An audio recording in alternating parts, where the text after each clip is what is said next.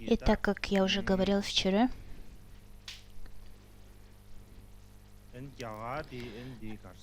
Индия расположена в Южной Азии. Это субконтинент Южной Азии.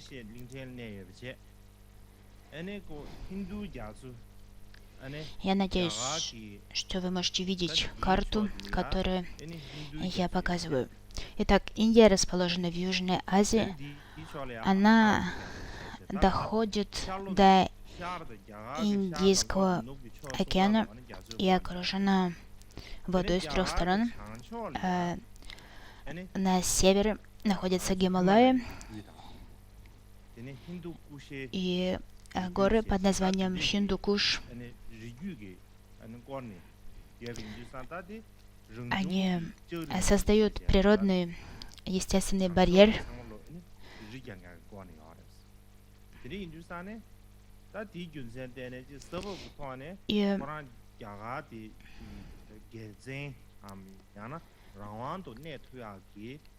И поэтому у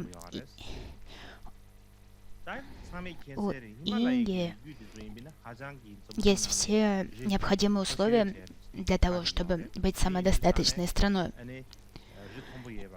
И Гималаи — это очень высокие снежные горы, они покрыты снегом круглый год, и поэтому очень трудно пересечь Гималаи.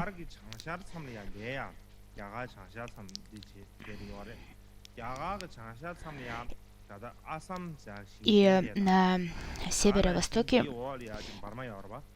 находятся горы, которые отделяют Ассам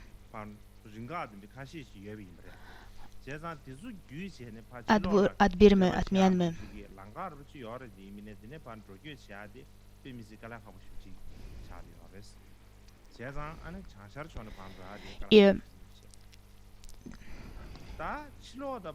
И между Ассамом и Бирмой находятся очень высокие горы. И эти горы можно пересечь, но пересечь их очень сложно. Поэтому попасть в Индию с северо-востока очень сложно. Это очень сложный путь. А самый простой путь в Индию — это путь с северо-запада. И особенностью, самый легкий путь пролегает через Пакистан. И это самый известный путь в Индию.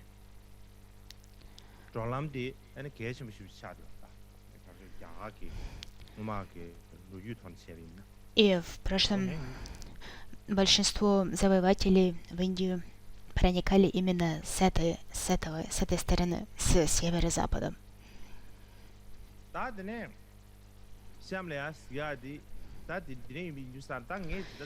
И это очень важный путь в Индию с точки зрения индийской истории.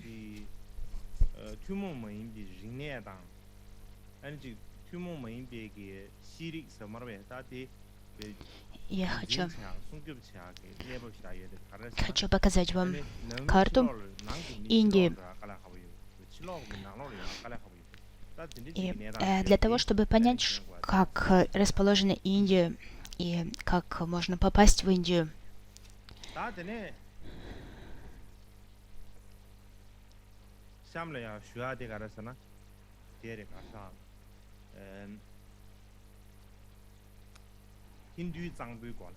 и следующее, о чем я хочу рассказать, это то, о чем я уже упоминал вчера. Это река Инд, которая зовется Синду на санскрите. И она проистекает из устья, которое называется устье льва на тибетском.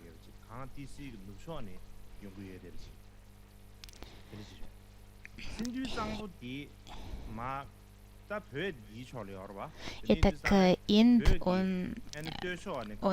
он вытекает с территории Тибета, с западной стороны горы Кайлаш в Тибете. И затем он соединяет 5 великих рек.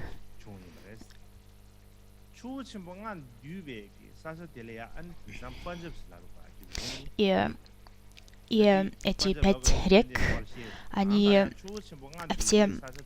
все берут свое начало в Гималаях в Тибете и затем текут на долины Панджаба. И Панджаб называется Панджабом, потому что именно эти 5 рек, Панджаб, 5 рек, которые текут из Гималаев, дали на свое название Панджабу. И в конце концов они впадают в Аравийское море.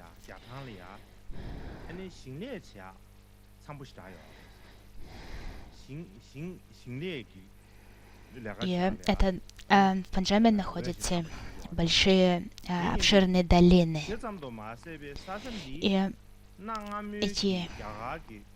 И то, что самое главное, что нам нужно знать об этом, это то, что воды Инда являются очень хорошим, они очень хорошо обеспечивают долину Инда водой, и поэтому долина Инда является чрезвычайно плодородной долиной.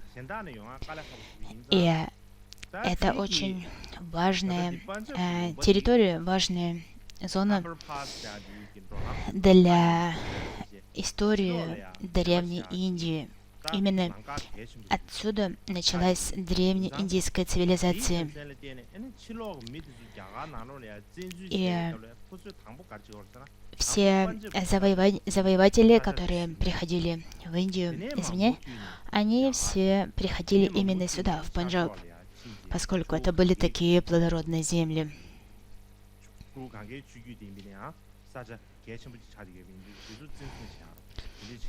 И именно этот путь в Панджаб является самой важной транспортной артерией. И все завоеватели, которые приходили в Индию, они сначала приходили в Панджаб, а затем они продвигались далее на восток и попадали в долину Ганга.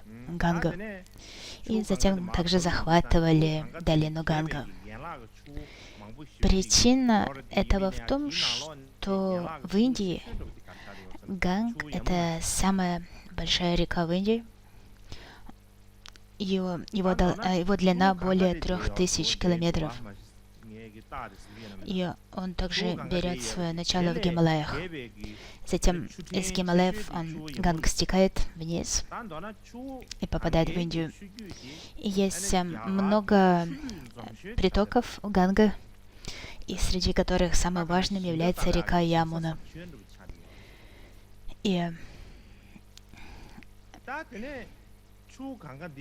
долина реки Ганги,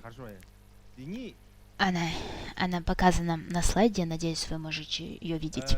И главным притоком Ганги является Ямуна.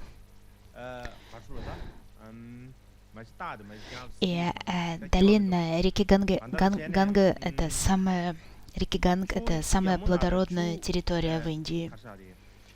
И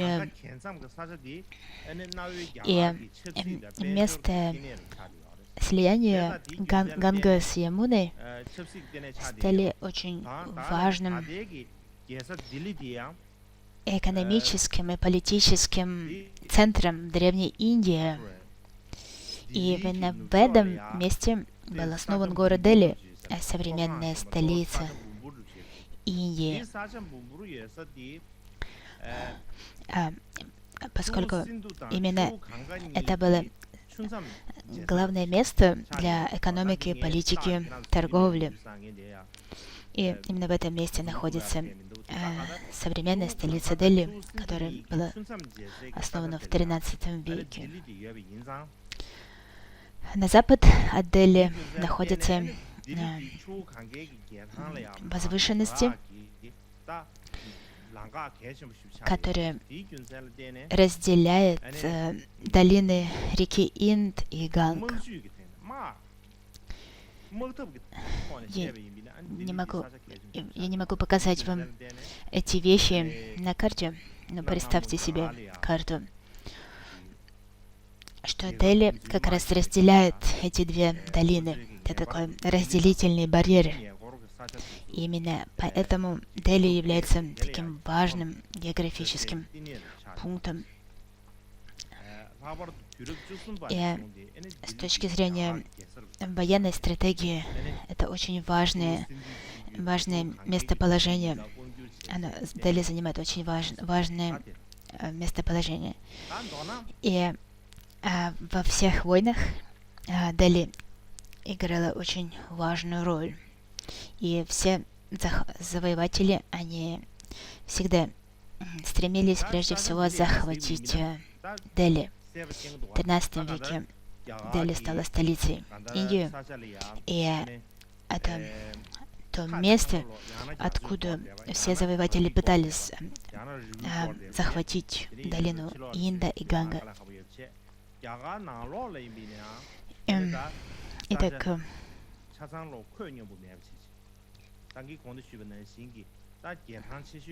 когда мы смотрим на географию Индии, то это очень богатая земля с географической точки зрения, поскольку там есть горы, реки и очень много природных барьеров. И все эти реки также создают природные барьеры, и что создает препятствия для путешествия по Индии.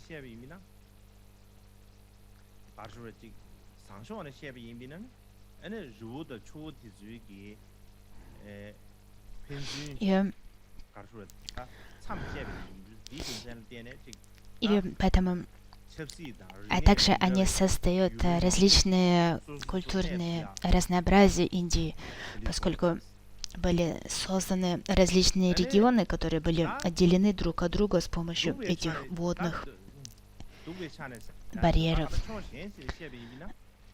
И также они создавали барьеры для распространения религий, культур в середине Индии. Но если мы посмотрим на это с положительной стороны, то горы и реки Индии создавали природные барьеры,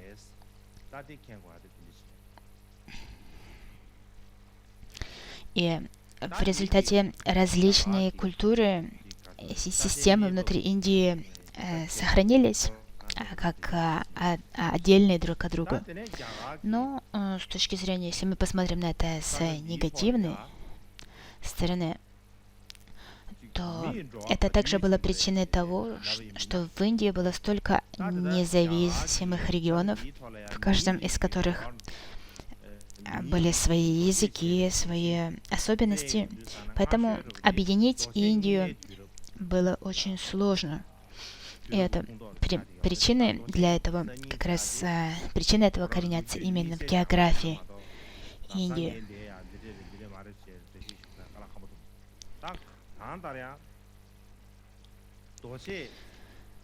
И это то, что касается географии Индии. И теперь давайте обратимся к истории, когда же первые люди попали на индийский субконтинент. Говорится, что самые первые следы человеческой деятельности в Индии — это каменный век. То, что мы называем палеолитический период. Палеолит, каменный век — это то время, когда люди еще не знали, как использовать бронзу, либо другие металлы, они изготовляли все орудия из камня. И именно поэтому этот период называется каменный век.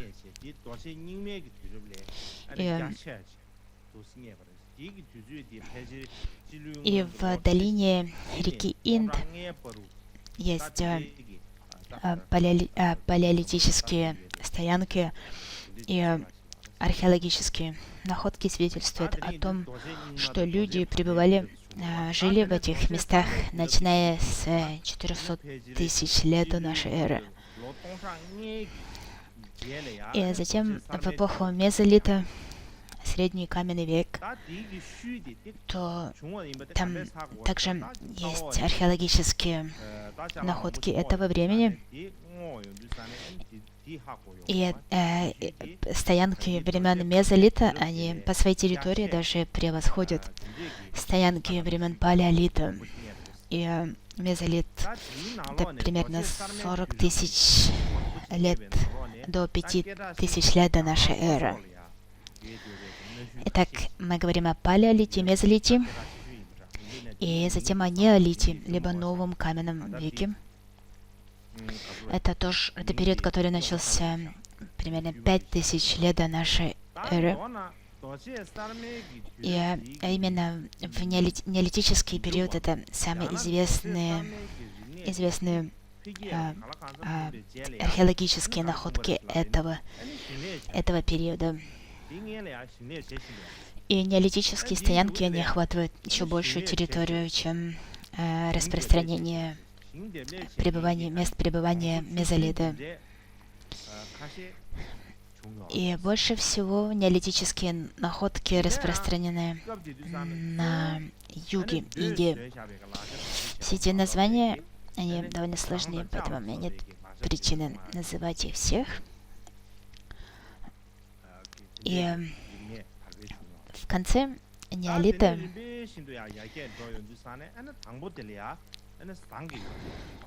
что произошло, это то, что в конце неолита люди начали заниматься земледелием.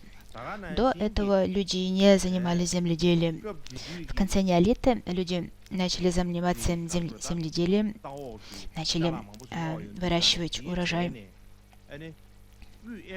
Но у них все еще были лишь каменные орудия и бронзовые орудия еще не использовали. У них не было технологий для того, чтобы использовать бронзовые либо медные орудия. Также они научились ткать, производить ткани. И также с этого это период, когда также распространились различные поделки, керамические изделия. И также в конце неолита люди начали использовать различные украшения из камня. И поэтому мы можем сказать, что это тот период, когда в Индию зародилась цивилизация. Сначала они лишь использовали каменное орудие, но потом стали использовать и каменные, и бронзовые орудия. И таким образом возникла цивилизация. И это та цивилизация, которую археологи называют цивилизацией Хараппа.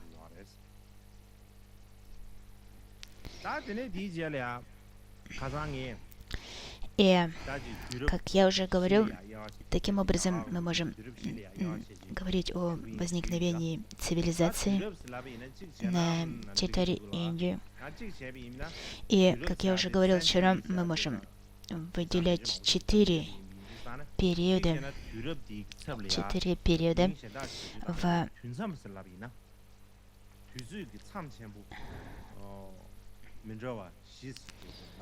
мы можем называть их 4 периода, либо 4 эры. Я об этом рассказывал вам вчера.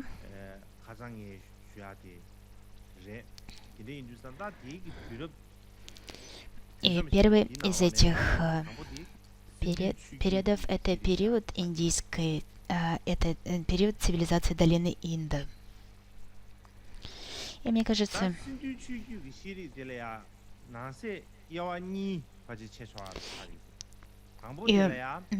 что первый из этих периодов, период цивилизации долины Инда, можно разделить на два подпериода. Это ранний период, который длился с 3300 года до нашей эры до 1700 года до нашей эры, после которого начался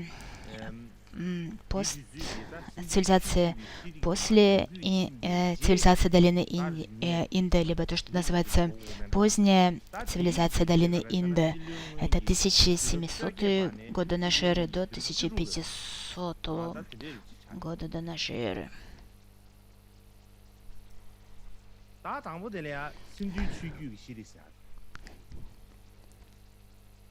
И поздняя цивилизация долины Инда развилась после того, как ранее цивилизация долины Инда пришла в упадок.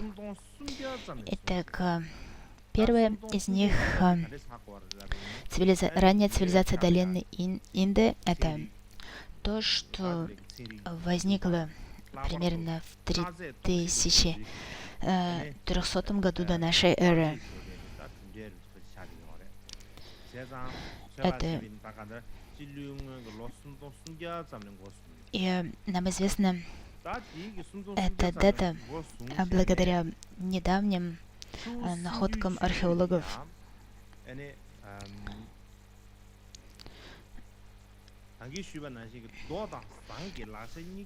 Если мы взглянем на археологические находки, то они свидетельствуют о том, что начиная с 3300 года до нашего эры в долине реки Инд начала развиваться цивилизация, которая использовала как бронзовые, так и каменные орудия, что знаменовало собой новую эру в индийской истории. И это то, что называют цивилизацией Хараппа. Хараппа, поскольку это первая цивилизация, которая зовется цивилизация долины Инды, либо цивилизация Хараппа. Это самая старая цивилизация на территории Индии. И кроме того, что она самая старая на территории Индии, также она одна из старейших в мире.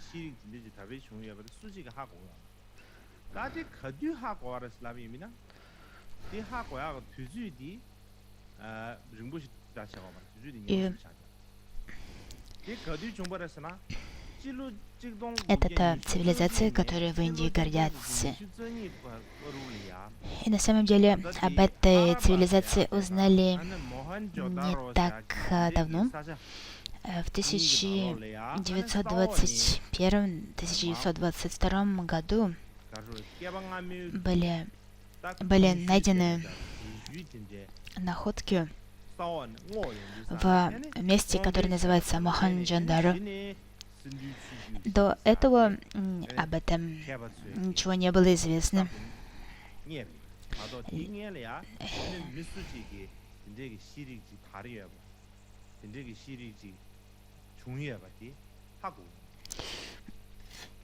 И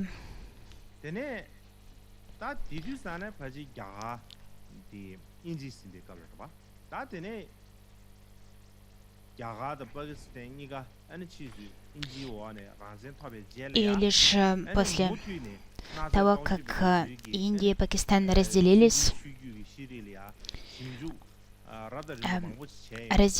эта цивилизация привлекла внимание исследователей, и как индийские, так и пакистанские археологи продолжили эти исследования.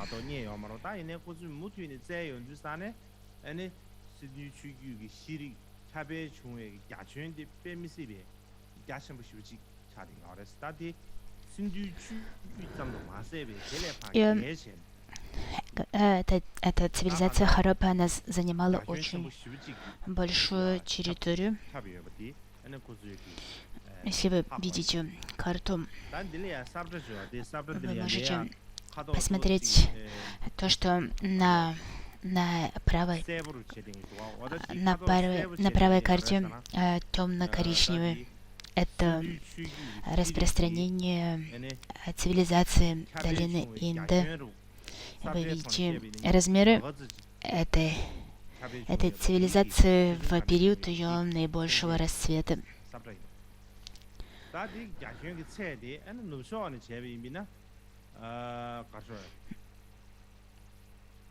Есть много географических вех, которых можно было бы упомянуть, но самое главное, нам нужно понимать, что эта цивилизация реки в долине Инд покрывала очень большую территорию, и она была одной из самых больших цивилизаций во всем мире. К примеру, эта цивилизация занимала большую территорию, чем цивилизация Месопотамии и Древнего Египта.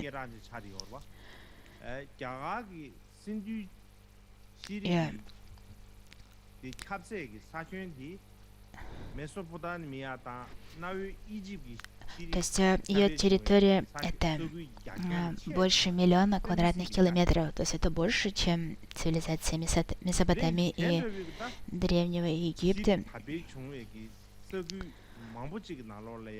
И на этой обширной территории находится очень много археологических мест, раскопок.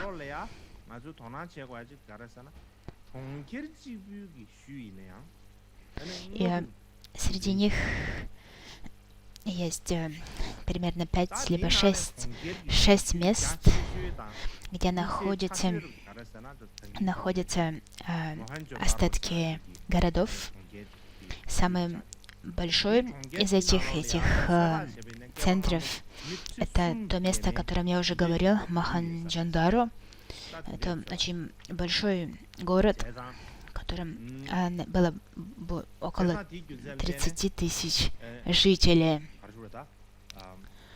И цивилизация долины Инда имела очень высокий уровень развития.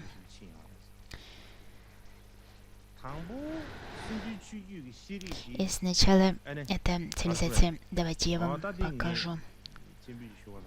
Я покажу вам слайд. Если я покажу вам, это будет более наглядно. Это место руин древнего города цивилизации Хараппа под названием Мохенджо-Даро. Это руины Мохенджо-Даро.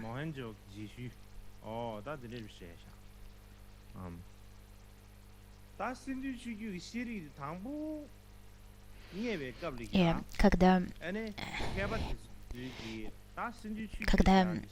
впервые эти места цивилизации Хараппа, в частности, места города Мохенджо-Даро были найдены, то ученые пытались определить даты существования этой цивилизации. Они использовали углеродный анализ, и благодаря этому углеродному анализу ученые установили, что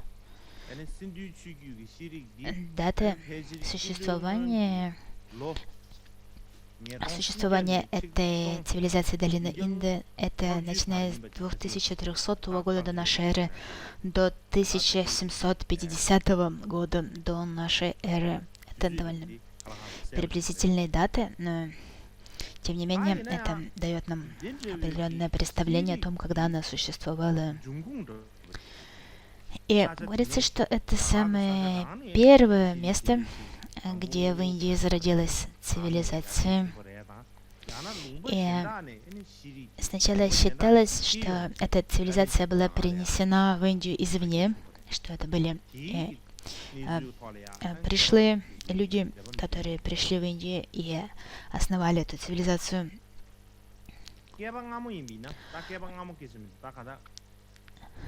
Это то, как считалось ранее.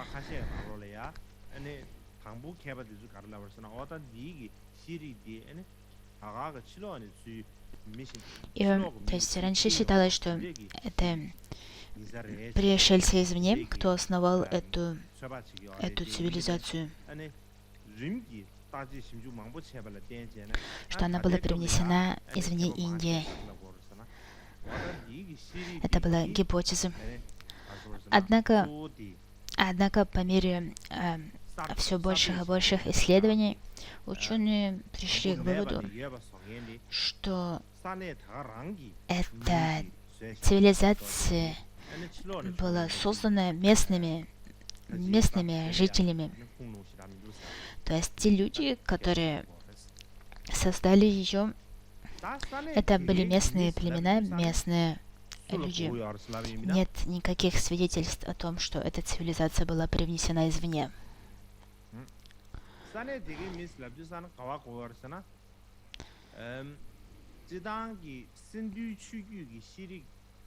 Кто были эти люди? Это люди, которые населяли долину реки Инда.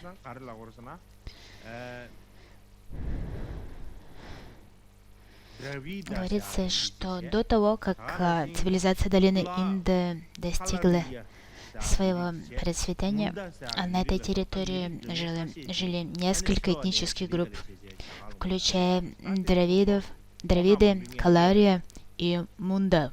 То есть это несколько этнических групп, которые пришли в Индию извне и жили на этой территории на протяжении многих лет, тысячелетий до того, как возникла цивилизация Инда. И говорится, что среди этих трех этнических групп, Дравидов, Калари и Мунда, именно Дравиды были теми, кто и основал эту цивилизацию, поскольку Дравиды жили в Индии на протяжении очень долгого времени. Возможно, это самая древняя этническая группа. Это такая гипотеза, которая говорит о том, что именно Дравиды основали эту цивилизацию долины реки Инда. Самые главные черты цивилизации долины реки Инды — это то, что эта цивилизация была урбанистической.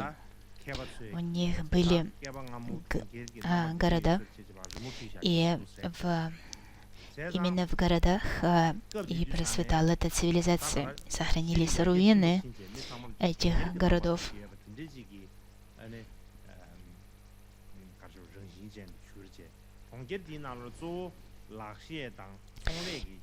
И в городах развивалась торговля, ремесла. И именно благодаря ремеслам и торговле эта цивилизация достигла своего процветания. Артефакты, которые были найдены на этой территории, это глиняные изделия, очень красивые цветные глиняные изделия, которые с точки зрения развития ремесел считаются очень высокого качества.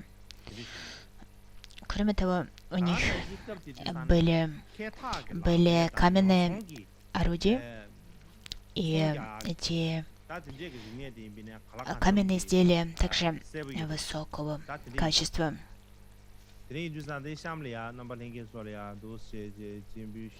Также было найдено много ремесленных изделий, таких как текстильных изделий. Давайте я покажу вам картинку. Это статуэтки, которые были найдены. Это статуэтки из камня. Кроме того, у них было много печатей, которые они использовали, то, что вы сейчас видите на слайде. Эти печати также были найдены на местах археологических раскопок. И города этой цивилизации не были какими-то хаотичными поселениями. У них было очень четкое планирование градостроительства. Если мы взглянем на формы домов, то мы можем видеть, что у них довольно высокий уровень технологии.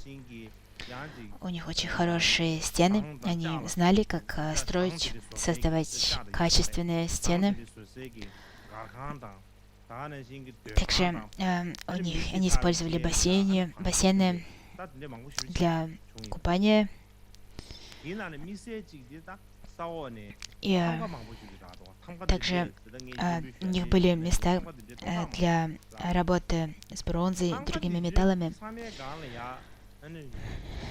И, как я уже говорил, они создавали очень много печатей. Были найдены более 2000 таких печатей.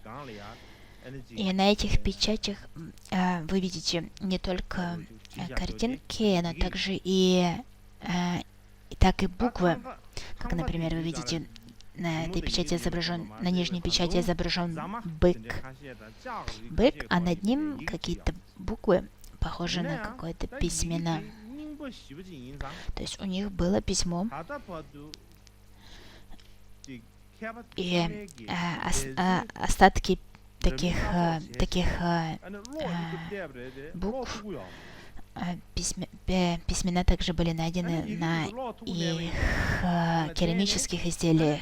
И многие исследователи пытались прочитать их письмо, их шрифт, но до сегодняшнего момента еще никому не удалось разгадать код их письма. И поскольку никто не может прочитать их письмо, систему письма, ученые задают много вопросов об этой цивилизации, поскольку мы можем видеть эти находки, но мы не можем прочитать их шрифт, их письмо. И именно поэтому у нас есть лишь гипотезы о том, кто были эти люди, но мы не можем с определенностью решить, кто были эти люди. Мы не можем ответить на этот вопрос со всей определенностью. И время, когда процветала цивилизация долины Инды, мы можем сказать, что в это время было очень большое влияние религии. Почему мы можем так говорить? Поскольку были найдены очень много артефактов, связанных с религиозными поклонениями. Религиозные артефакты были широко распространены.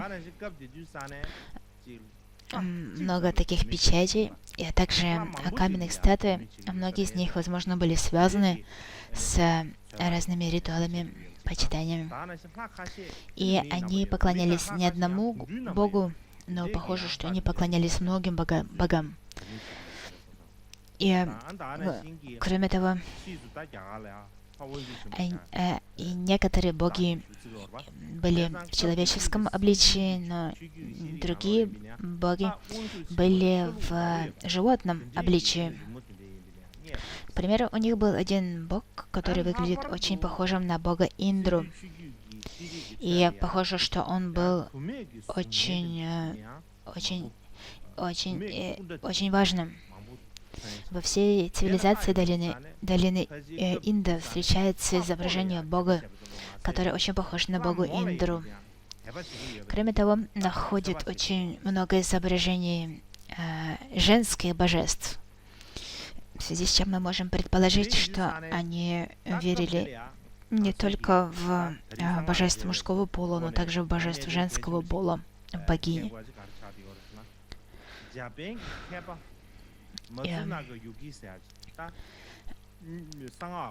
И это очень важный аспект этой цивилизации, поскольку это важное влияние, которое нам следует принимать во внимание в связи с развитием тайной мантры Вajrayana. И был японский ученый по имени Юкио Мацунага, который объяснил влияние этой цивилизации на всю позднейшую индийскую культуру. Также говорится, что эта цивилизация была не арийской цивилизацией, то есть она развилась до того, как арии пришли в Индию. И очень важно принять во внимание, поскольку не только арии повлияли на цивилизацию Индии, но и не арийская цивилизация, такая как это цивилизация Хараппы, цивилизация долины Инды, повлияла на нее, и в особенности эта цивилизация повлияла на формы тайной мантры Вajrayana. Аспекты этой культуры, религии были включены в тайную мантру Вajrayana. И об этом мы поговорим более детально позже. И давайте на этом прервемся на перерыв, и через полчаса мы продолжим.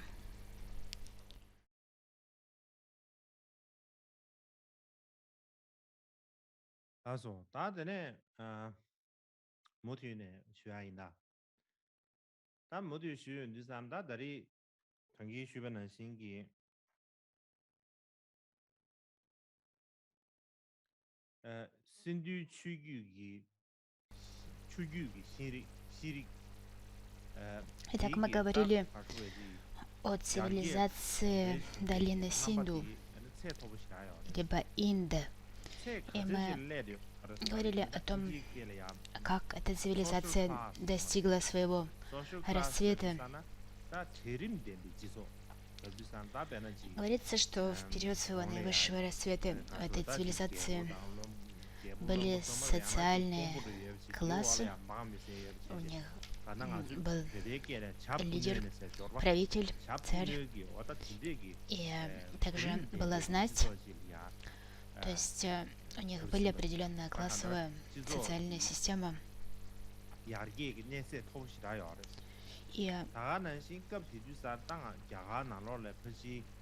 И все общество достигло определенного высокого уровня развития. И можно сказать, что это было государство, поскольку для того, чтобы определить что-то как государство, должны быть города, правители, государства. И в цивилизации долины Инды было даже не один город, а несколько городов. Таким образом, можно сказать, что это было первое государство на территории Индии.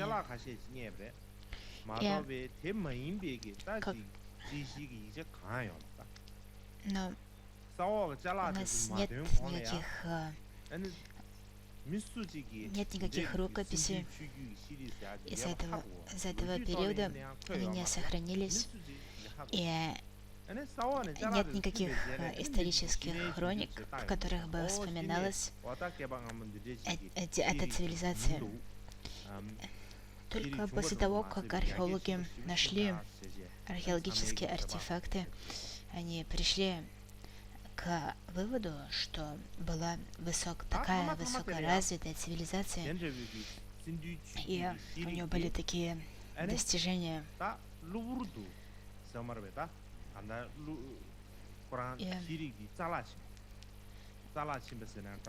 Потом археологические находки свидетельствуют о том, что цивилизация долины Инда очень быстро исчезла. Причина, по которой она исчезла, не совсем ясны. Ученые говорят о том, что перед исчезновением, что исчезновение цивилизации Хараппы связано с вторжением ариев, и под влиянием ариев исчезла эта цивилизация. Так считалось ранее. Однако в недавнее время в результате исследования археологических мест этой цивилизации, этих руин, которые сохранились от этой цивилизации, исследование этих археологических мест свидетельствует о том, что нет никаких свидетельств, которые бы говорили нам о том, что эта цивилизация исчезла под влиянием ариев, вторжения ариев. Дело в том, что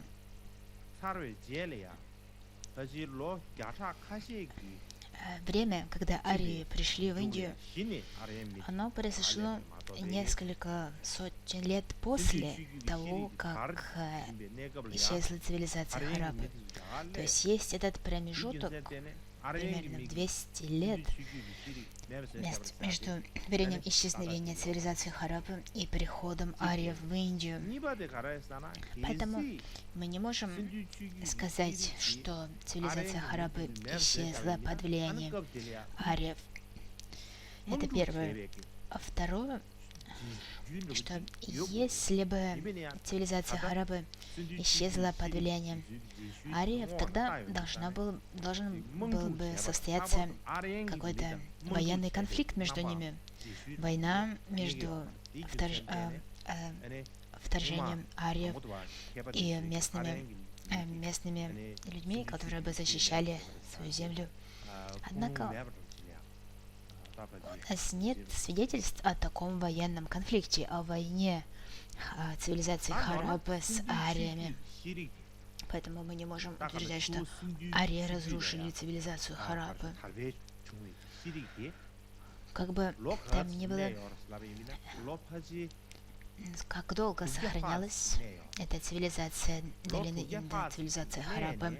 Она просуществовала примерно 600 лет, и через примерно 600 лет она пришла в упадок. Время, когда она пришла в упадок, это примерно 1750 год до нашей эры. И мы до сих пор не знаем точно, каковы были причины, по которым эта цивилизация пришла в упадок. Но в наши дни есть различные гипотезы, мнения по этому поводу. Одни ученые говорят одно, другие другое. Есть много догадок по этому вопросу. Некоторые ученые говорят, что города были разрушены, и торговля прекратилась, и до этого было очень много большое производство ремесел, но в какой-то момент ремесла также пришли в упадок. И люди, которые жили в этих городах, они покинули города и ушли жить в другое место. И также они ушли из этого города как его звали, Моханджандаро, и ушли в другое место под названием Лотар. И эта цивилизация сохранилась еще какое-то время в месте под названием Лотар. Но всех других районах эта цивилизация очень быстро пришла в упадок. Так в чем же заключается причина, по которой она пришла в упадок? Многие ученые приходят к мнению, что причиной упадка этой цивилизации стали экологические изменения, изменения в окружающей среде. И из-за этих изменений природных условий этой цивилизации исчезла. Есть свидетельство о том, что начались наводнения, что произошла какая-то очень сильная экологическая катастрофа, такая как наводнение, либо что-то другое, в результате чего люди должны были бежать из этой местности, либо что была засуха, и начался голод, и в результате люди также должны были бежать. Таким образом, была какая-то природная причина, по которой люди не смогли оставаться в этом месте. Например, очень сильная засуха, в результате которой весь урожай высох. И произошли изменения в природе, изменения климата, которые привели к исчезновению этой цивилизации. Это основная причина, которая называется среди ученых сегодня. А также другие ученые говорят, что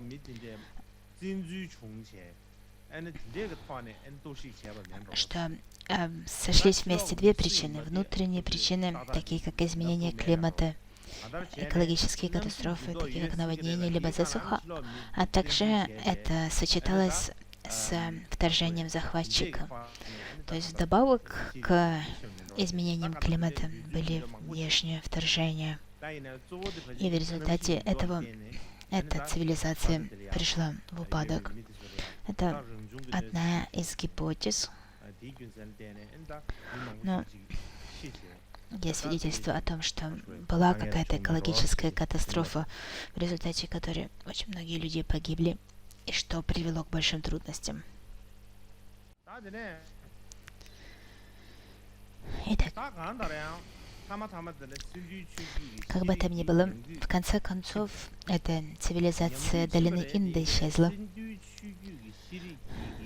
И хотя она исчезла, тем не менее, она оказала очень большое влияние на все последствия, на все будущее развитие индийской цивилизации. Поскольку эта цивилизация была так высоко развита,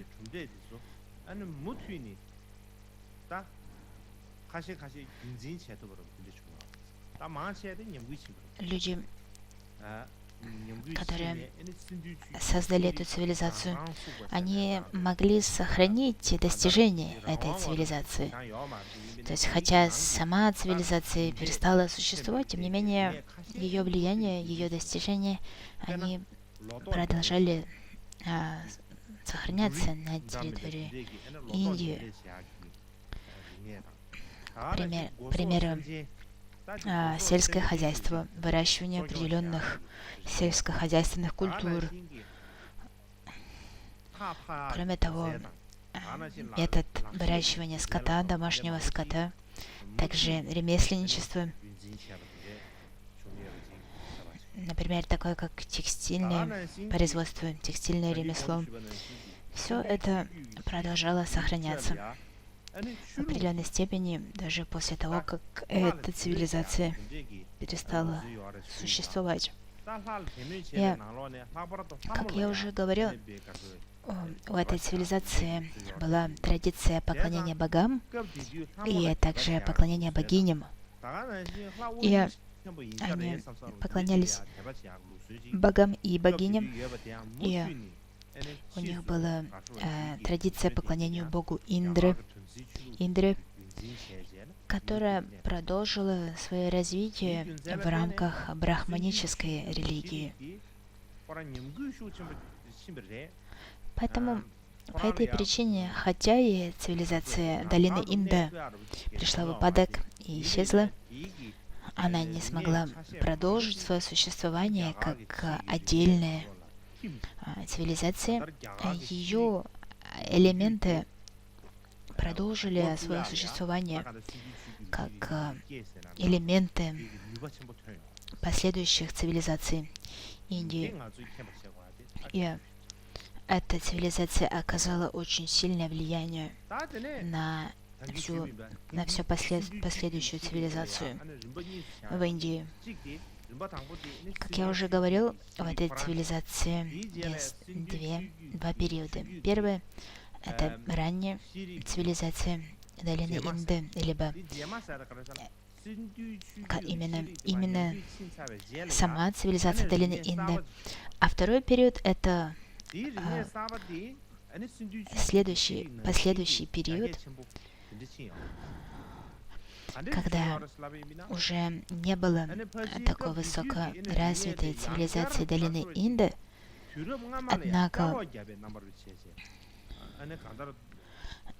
однако новое развитие пытались возродить.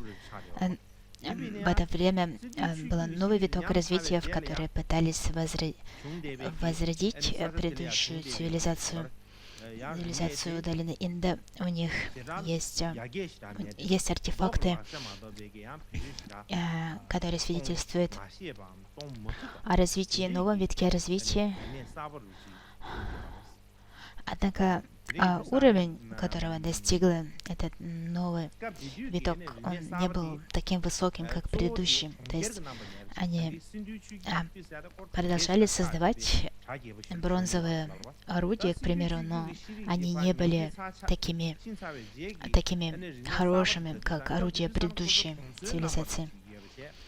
И также отличие этого второго периода поздней цивилизации в долине Инды отличается тем, что это больше не была урбанистическая цивилизация городов. Это было больше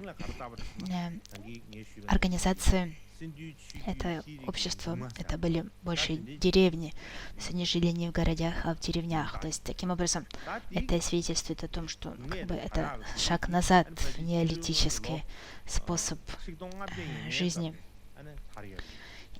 И если мы хотим узнать даты, то начиная с 15 века до нашей эры начинается первый ведический период,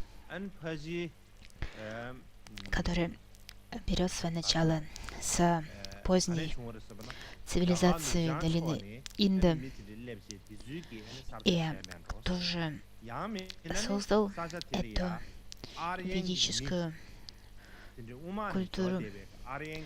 Это могли быть местные люди, либо же ари, которые в это время пришли в Индию и основали эту новую культуру. Это всего лишь гипотезы. Мы говорим о Северной Индии, о развитии цивилизации и культуры в Северной Индии. Но нужно помнить о том, что Индия — это огромная страна. Что же в это время происходило в Южной Индии? В это время в Южной Индии также существовало развитие, цивилизационное развитие с неолитических времен. И в Южной Индии были созданы свои отдельные цивилизации, которые были отличными от цивилизации Севера и не имели так много связей с цивилизацией долины Инда. То есть это была такая отдельная цивилизация в Южной Индии, которая имела свои особенности.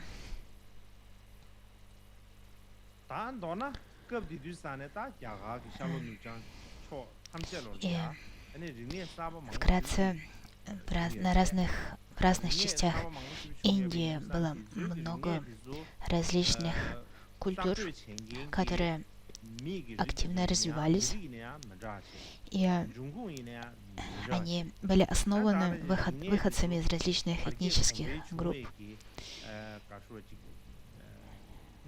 разных этносов. И все эти культуры достигли разных уровней развития. Они не были одной единой культурой, которая имеет один исток, либо один уровень развития. Они были различные.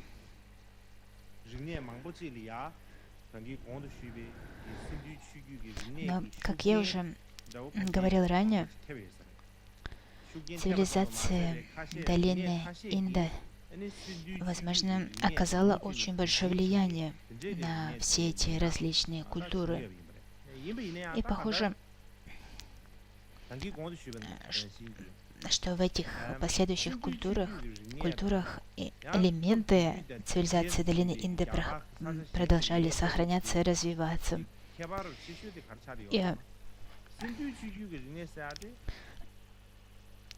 Однако все эти другие культуры, они отличались от цивилизации долины Инды тем, что ни одна из них не были урбанистическими цивилизациями.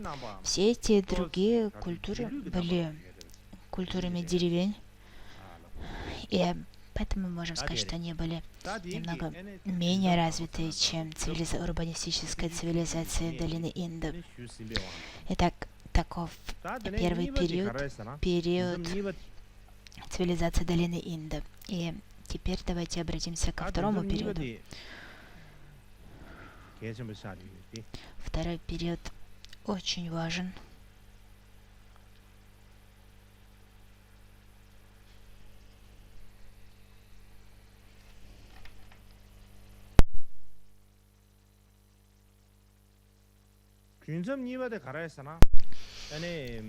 Итак, второй период — это ведический период. Ведический период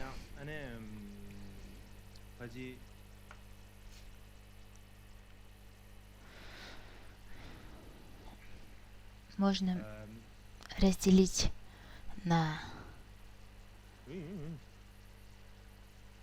два подпериода.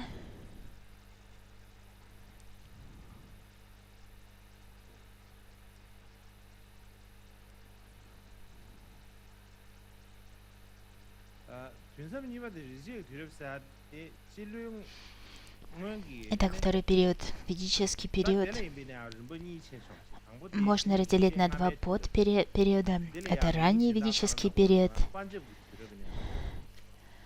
который также называется панджабским периодом. Я немного позже объясню, почему он называется панджабским периодом. Этот период, который датируется 1400 годом до нашей эры до 1000 года до нашей эры. И второй — это поздний ведический период, который также называется периодом развития философии, который датируется 1000 годом до нашей эры до 500 года до нашей эры.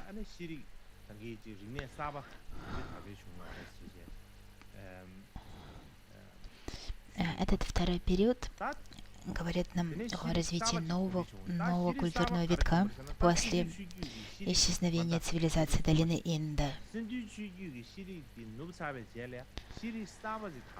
После того, как цивилизация долины Инды перешла в упадок, развилась новая культура, и это то, что мы называем ведической эрой, ведическая культура.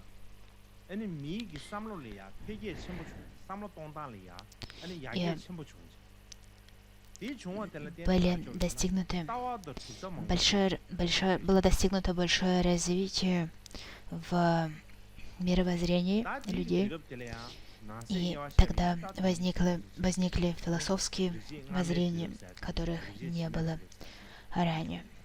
И в этом ведическом периоде выделяется два подпериода, ранний и поздний, как я сказала ранее. Но перед тем, как мы будем говорить об этом ведическом периоде, нам следует понять, кто были основатели этой ведической культуры, кем были арии, которые создали эту культуру. Но перед тем, как мы будем говорить об ариях, давайте взглянем на карту.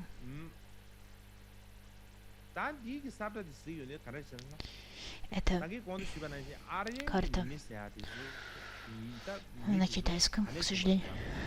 Но, как его священство говорит, что арии пришли в Индию извне,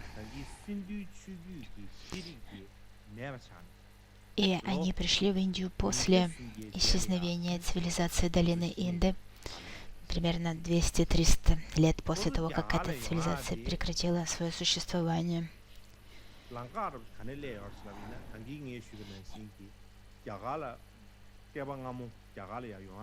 И путь, которым они пришли, я уже об этом говорил, это северо-западный путь, то есть они пришли с северо-запада.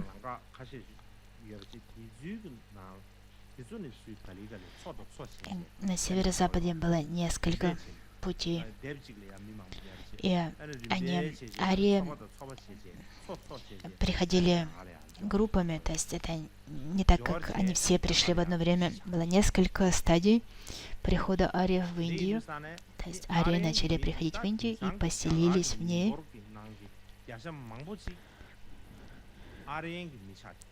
И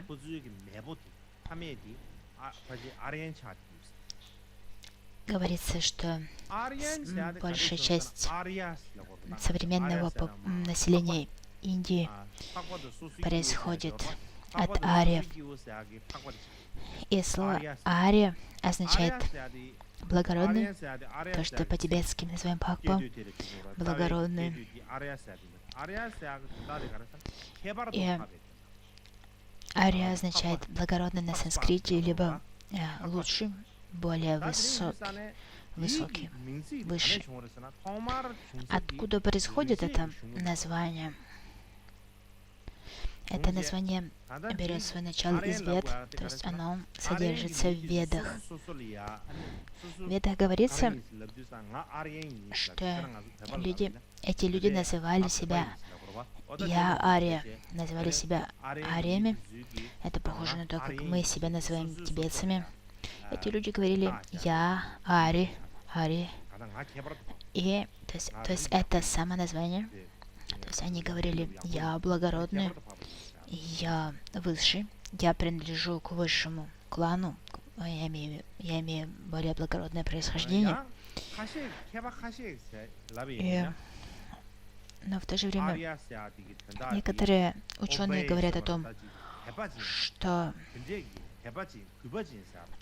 ария означает поклоняться, либо иметь веру.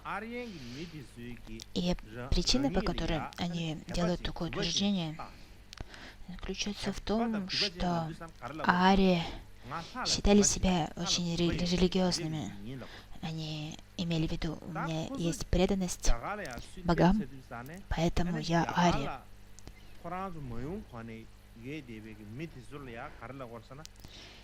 И когда арии пришли в Индию, то другие люди, которые там уже жили, они не поклонялись тем же богам. И поэтому люди, которые пришли, говорили «Я ария», поскольку я обладаю верой в богов, которые вы местные не обладаете. То есть такой смысл вкладывается в этом самоназвание. Это то, как это объясняют некоторые ученые.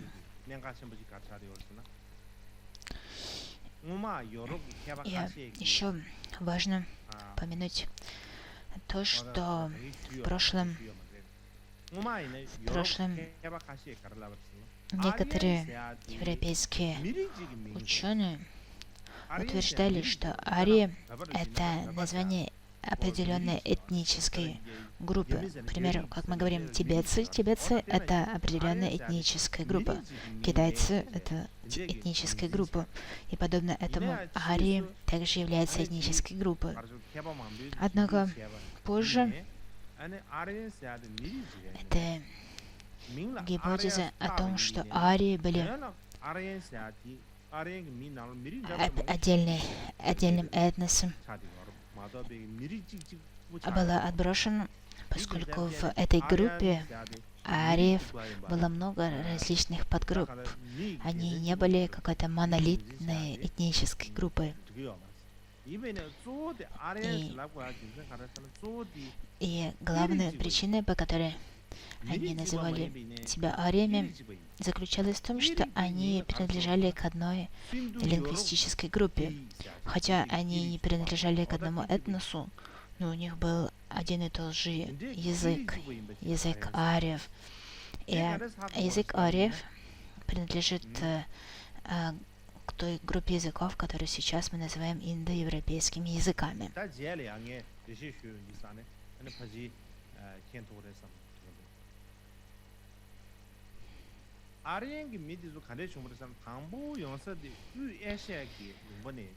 Арии,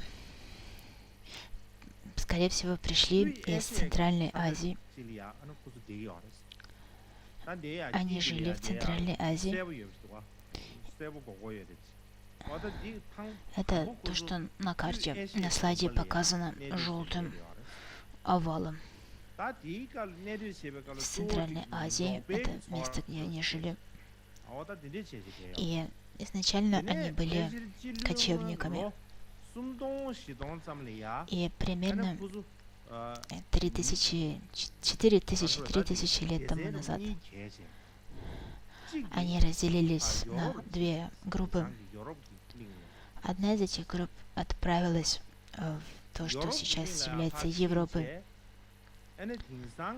Отправилась на европейский континент. И они являются предшественниками большинства европейцев. А другая группа отправилась на восток. И те, кто отправился на восток, они пришли к горам Хиндукуш, и затем они перешли через горы Хиндукуш в долину Кабула.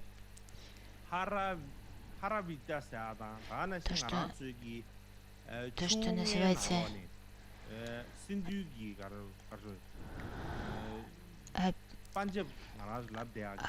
Харахвати, река Харахвати, либо Халафвати, это река в Афганистане. Это и они пришли таким образом в Панджаб через перевал Хайбер. И они поселились в этом регионе Панджаба, где они снова разделились. Одна группа отправилась на запад и юг. И таким образом пришли туда, где сейчас находятся арабские государства и Иран, Персия. И когда они пришли туда, они основали цивилизацию персов. Они основали иранскую персидскую цивилизацию. А другая часть продолжила свое движение на юго-восток и прибыла в Индию. И они поселились в Панджабе и дальше на юго-восток от Панджаба. И те арии, которые пришли и поселились в районе Панджаба, далее на юго-восток, называется инду-арии. Итак, что нам следует запомнить, это то, что арии пришли из Центральной Азии. Одни из них отправились в Европу, другие отправились в Персию, третьи пришли в Индию. Но поскольку они все принадлежали к одной языковой семье,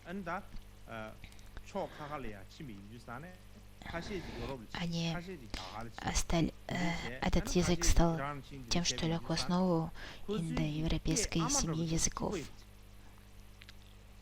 И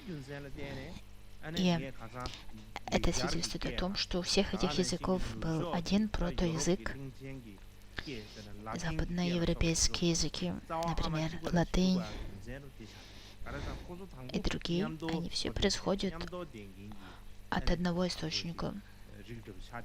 Почему мы можем так утверждать? Поскольку это одни люди, которые принадлежат к одной лингвистической семье, которую мы называем арии, которые сначала жили все вместе, и поэтому у них был один язык, но потом они разделились и отправились в разных направлениях. И этот язык разделился на различные подгруппы, и затем каждый из которых продолжил свое развитие, превратившись в отдельные языки.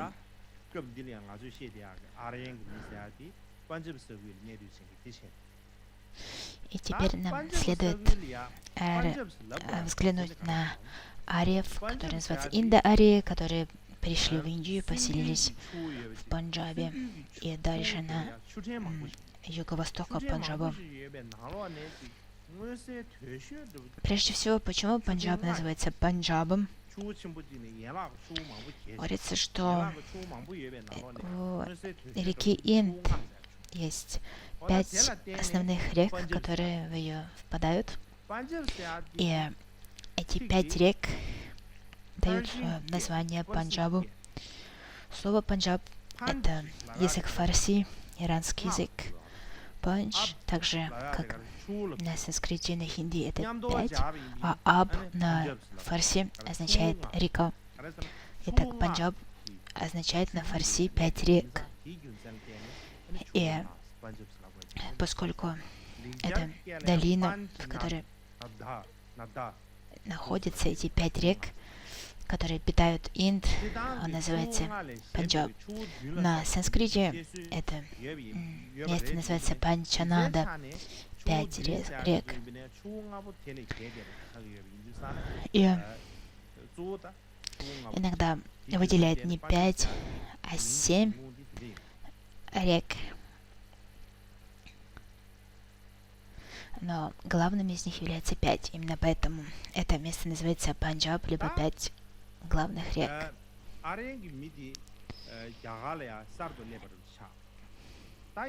Итак, когда арии пришли в Индию, но еще до того, как они попали в Индию, в Индии были местные племена, местные этносы, которые там проживали, и они преимущественно были дравидами.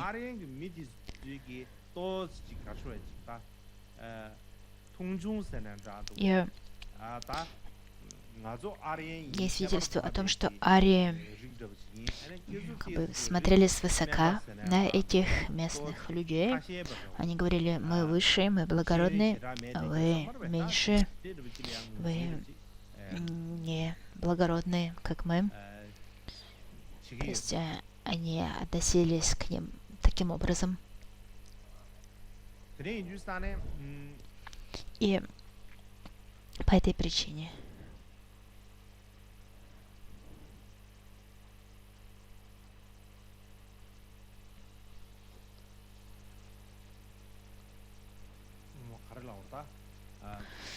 что же мне теперь сказать?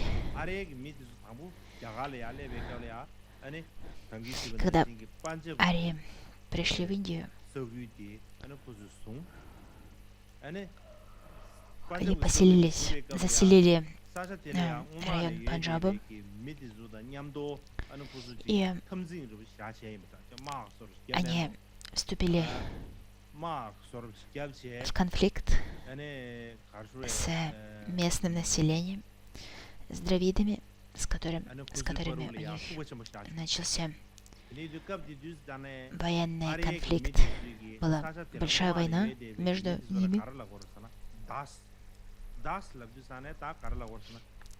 И по этой причине арии называли этих местных жителей Даса, что означает враг, то есть враг, с которым мы боремся. И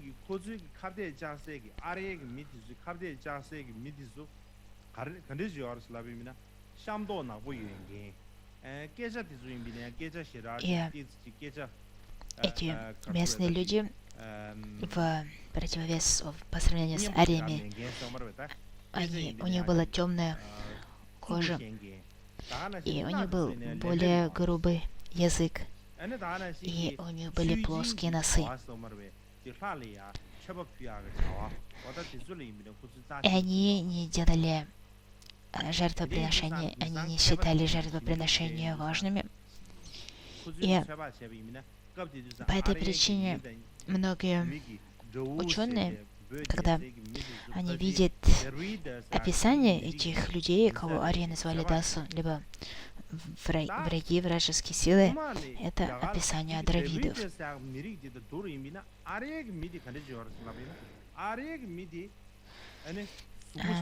По сравнению с дравидами, арии были высокими. У них был высокий рост. Они хорошо ездили верхом. Кроме того, у них были колесницы. Они ездили на колесницах, и они воевали на колесницах. У местных племен дравидов были не такое развитое оружие, то есть не было такое хорошее оружие, поэтому ариям было довольно легко захватить их, покорить их. И таким образом, по этой причине местные проиграли, и арии превратили их в рабов.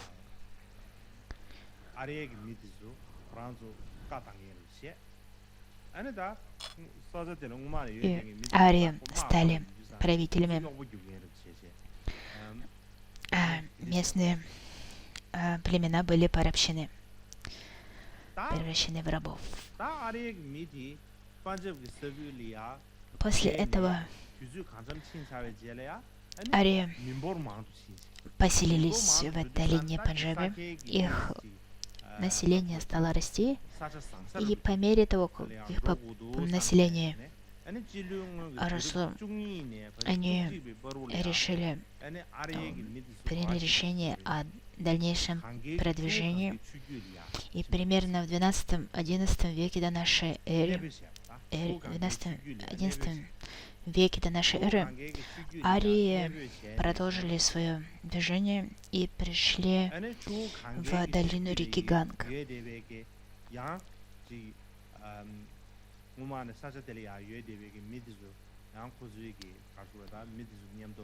И они, по мере продвижения, они продолжили воевать с местным населением долины Ганга, и местные племена проиграли. И они не просто проиграли, но, как бы это сказать, арии основали государство, и в результате этого завоевания арии основали государство.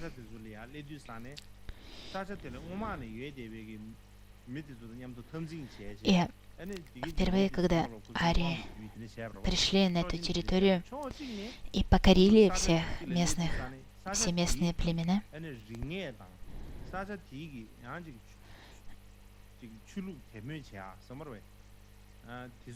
и они не только завоевали местные племена, но они также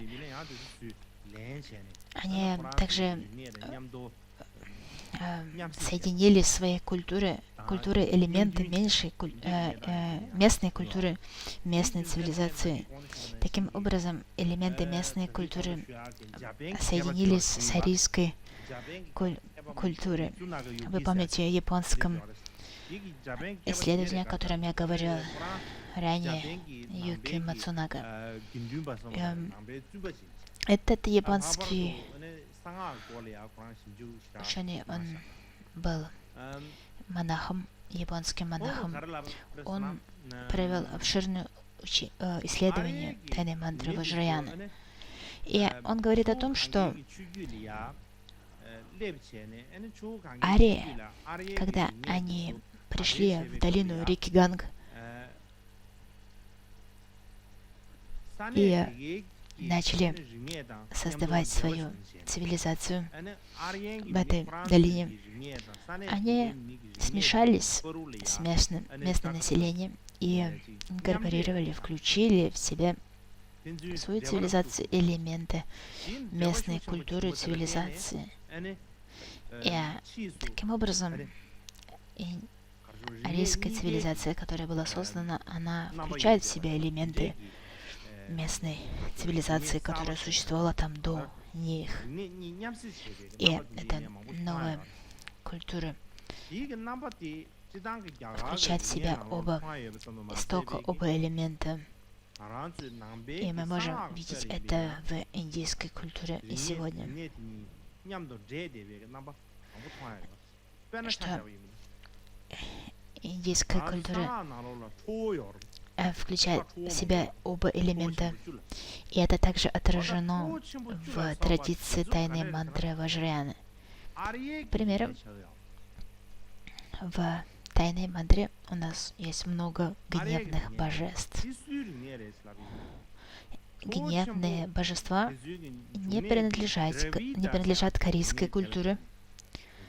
Гневные божества, они происходят из культуры дравидов, верований дравидов.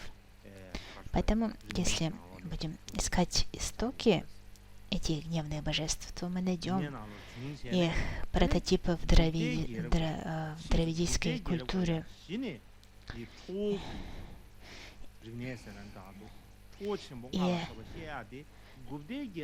лишь во времена династии Гупта говорится о 5 классах гневных божеств. И среди них, например, божество Ваджраякша. Ваджра и его супруга Ваджра Яшини. Это одна из богинь, которые почитались дравидами. Это, мы видим, что богини, которым поклонялись в долине Инды до прихода ариев, очень похожи, к примеру, на Ваджра Якшини. И, например, также богиня Парна Шавари, это супруга Вайшраваны. Они также не принадлежат к традиции ариев. В арийской культуре не упоминается Вайшравана и Парна Шавари. Эти божества берут свое начало в других культурах. Также в Ваджраяне мы говорим о великой Маюре, Маха-Маюре. Маюра берет свое начало в веровании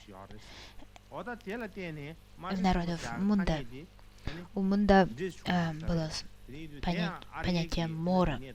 Маюра происходит от слова мора. То есть это не язык и не верование ариев. Также у нас есть много других классов божеств, таких как Наги, Якши, Ракши и прочие.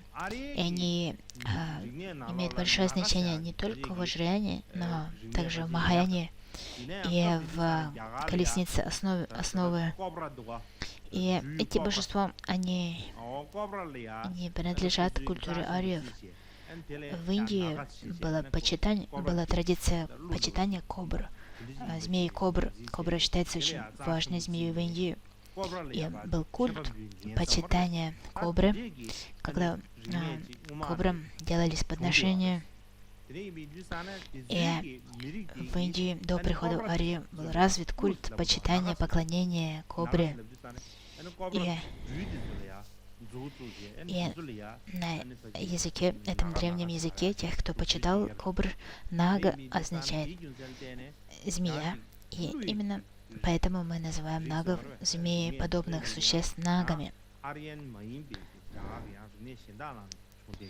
И поэтому наги также происходят не из неарийских источников.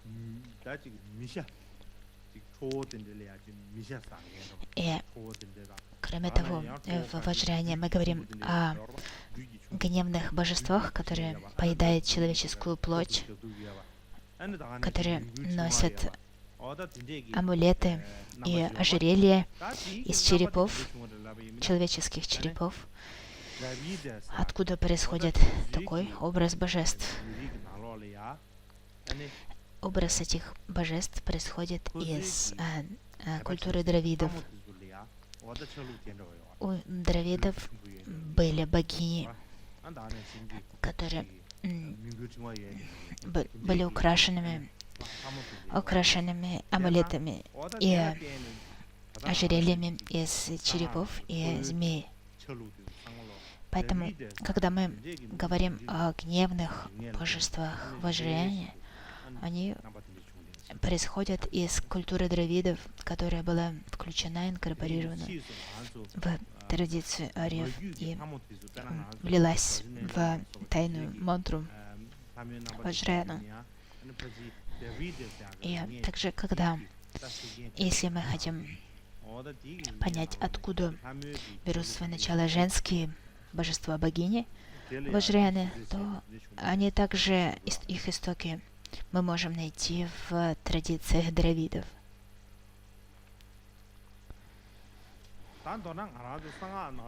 И эти богини у дравидов также были одеты в определенные, украшены определенными ожерельями, элементы которых мы можем видеть в Ваджраяне. Итак, вкратце, гневные божества, а также женские божества, они напрямую не связаны с арийской культурой. Они происходят из местных культур, прежде всего культуры религии верования дравидов, которые были включены в арийскую культуру. И арии также стали поклоняться гневным божествам и богиням. Ранее, до прихода в Индию, они не поклонялись богиням.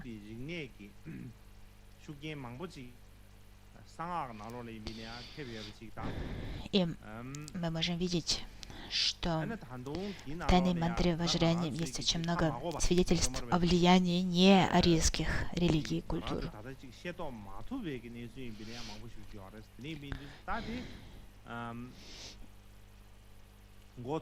И есть много других аспектов, об истоках которых мы не знаем. И нам следует изучать археологические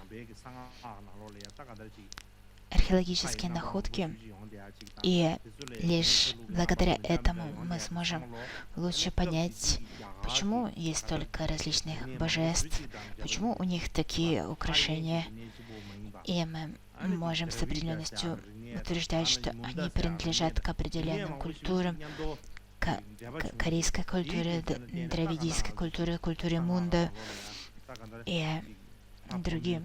Все эти культуры сосуществовали и влияли друг на друга, и в результате Ваджраяне столько различных богов и богинь, украшенных определенными украшениями, ожерельями и так далее.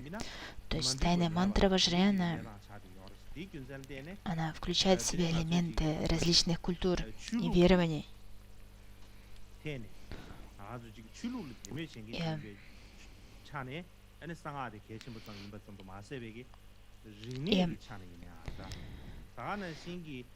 по этой причине, как последователи тайной мантры Ваджраяны, с религиозной точки зрения нам следует исследовать это, а также с культурной точки зрения мы видим, что в культуре Ваджраяны есть сочетание многих культур, не только буддизма, но и других философий Древней Индии.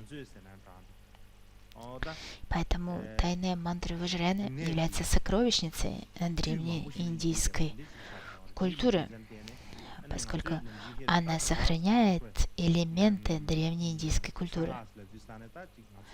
Обычно, когда мы говорим «тайная мантра»,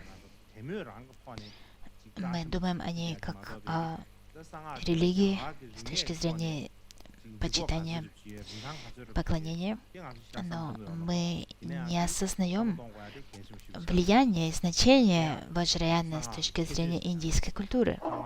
Нам нужно помнить об этом. Это качество тайной мантры Ваджраяны, о которой нам следует помнить. И это то, о чем я хотела рассказать в связи с этим.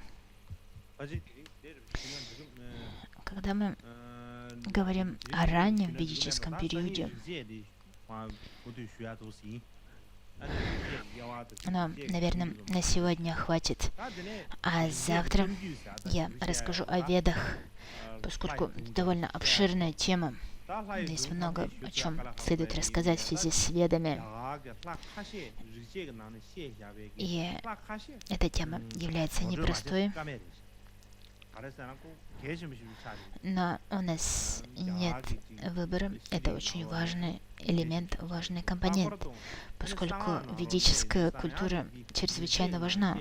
Она оказала очень большое влияние на тайную мантру Ваджраяну. Многие ведические божества стали божествами тайной мантры Ваджраяны. Итак, послезавтра мы будем говорить о Ведах.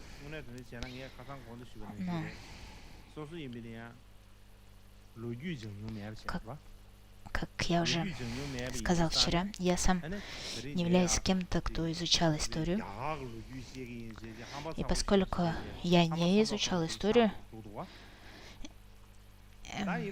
мне очень сложно учить индийской истории.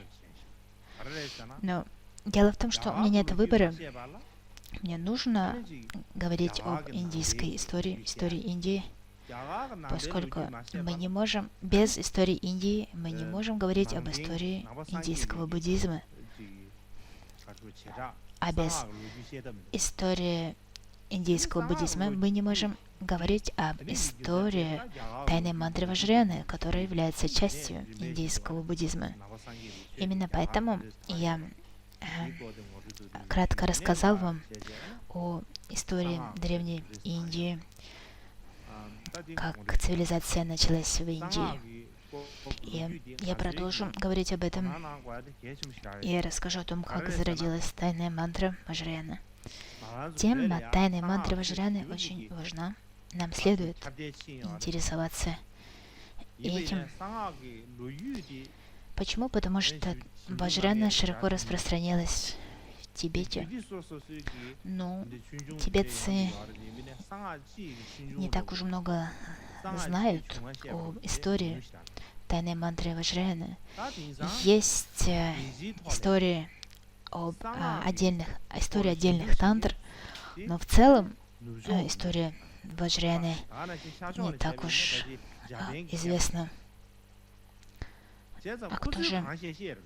кто же исследовал эту тему? В основном западные исследователи, а также японские исследователи.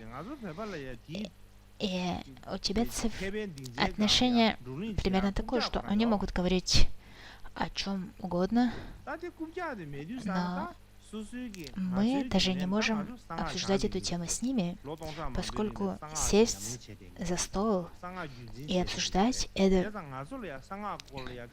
мы должны знать об истории. Мы практикуем тайну мантру Ваджраяна, мы сохраняем линии передачи тайны мантры Ваджраяна, но мы не знаем историю тайны мантры Ваджраяна.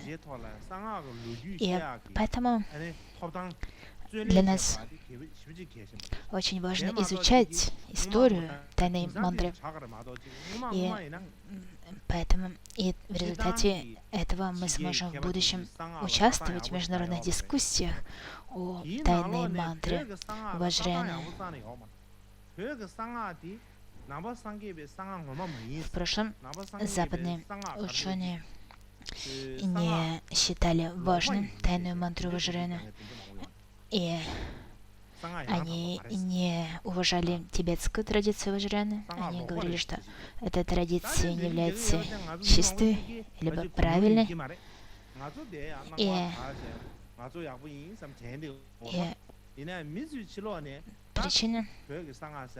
причина этого в том, что западные ученые исследовали индийскую традицию тайной мантры, но они ничего не знали о тибетской тайной мантре Ваджраяна. Поэтому нам важно знать об индийской традиции тайной мантры. И таким образом у нас будет возможность обсуждать это. Мы сможем доказать, что тибетская традиция не является неправильной, неверной, что она происходит из Индии, и ее истоки в Индии. А для того, чтобы иметь возможность обсуждать это, нам следует исследовать это самим. Если я говорю, три драгоценности являются истиной, но на чем я основываюсь? Почему три драгоценности истины? Необходимо исследовать это, искать факты, доказывающие это. Только тогда мы сможем участвовать в дискуссиях на эту тему. И поэтому для нас важно интересоваться тайной мантрой Ваджраяна и изучать ее. И в особенности среди традиций тайной мантры тибетская традиция является автентичной, истинной и должна быть признана с такой целью нам следует. Для того, чтобы доказывать это, следует исследовать тайну мантру Ваджраяна. И сейчас давайте посвятим заслугу